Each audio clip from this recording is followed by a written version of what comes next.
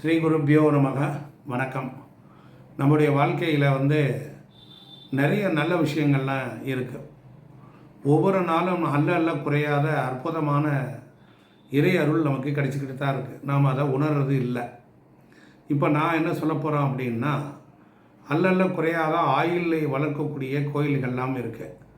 அந்த கோயில்கள் எல்லாம் நீங்கள் குறிச்சிக்கிட்டீங்கன்னா ஆயுள் பலம், ஆரோக்கியமான வாழ்க்கை, எதிரி பயம் நீங்கள் நான் சொல்கிற கோயில்களுக்கு போய் வந்தீங்கன்னா நன்மையாக இருக்கும். ஆயுள் பலத்தை தரக்கூடிய கோயில்கள் என்னென்னா, ஒன்று பாகம் பிரியால் அம்மன் சமேத வல்மீகநாத சுவாமி திருக்கோவில் திருவொற்றியூர் சென்னையில் இருக்குது.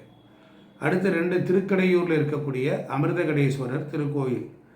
அதற்கு 3வது பரமக்குடியில் இருக்கக்கூடிய யமனேஸ்வரமுடையார் கோயில், யமனேஸ்வரம் பரமக்குடி. 4வது காலகாலேஸ்வரர் கோவில் கோவில்பாளையத்தில் இருக்குது.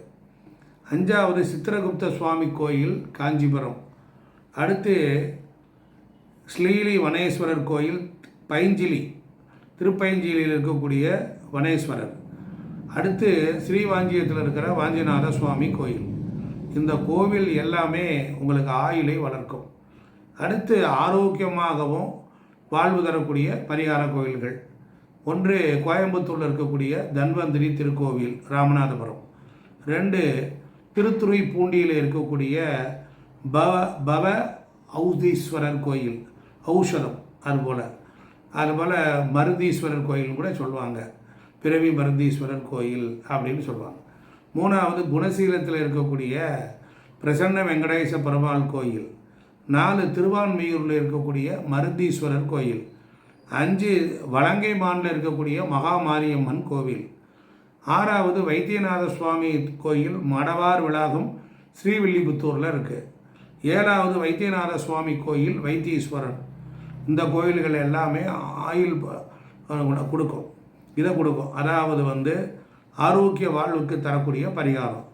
அப்போ நமக்கு நிறைய எதிரிகள்லாம் இருக்கான், எதிரி பயத்தெல்லாம் போக்கணும் அப்படின்னா மேல்மலையனூரில் இருக்கக்கூடிய அங்காளம்மன் கோயில். அதுக்கப்புறம் அங்காள பரமேஸ்வரி அம்மன் கோயில் கல்மண்டபம் ராயபுரத்தில் இருக்கிற சென்னையில் இருக்குது. 3வது கால பைரவர் கோயில் கள்ளுக்குறிச்சி கிருஷ்ணகிரியில் இருக்குது. அடுத்து திருமோகூர் காலமேக பெருமாள் கோயில், அங்கே சக்கரத்தாழ்வார் இருக்கார். அடுத்து தம்புச்செட்டி திரு சென்னையில் இருக்கக்கூடிய காளிகாம்பாள் கோயில். 6வது தட்சிண காசி உன்மத்த காலபர் கோவில் அதியமான் கோட்டைங்கிற ஊரில் இருக்குது. 7 தில்லை காளியம்மன் கோவில் சிதம்பரத்தில். 8 கும்பகோணம் ஐயாவாடியில் இருக்கிற பிரத்யங்கரா திருக்கோவில். 9 மாசாணியம்மன் கோவில் ஆனைமலை. 10 தருமபுரியில் இருக்கக்கூடிய அக்ரகாட்டில் இருக்கக்கூடிய முனியப்பன் கோவில். அதுக்கப்புறம் படவேடு ரேணுகாம்பாள் கோயில். அடுத்து கொல்லங்குடியில் இருக்கக்கூடிய வெட்டுடையார் காளியம்மன் கோவில். அங்கெல்லாம் போனால் எதிரி அழிஞ்சிருவான்.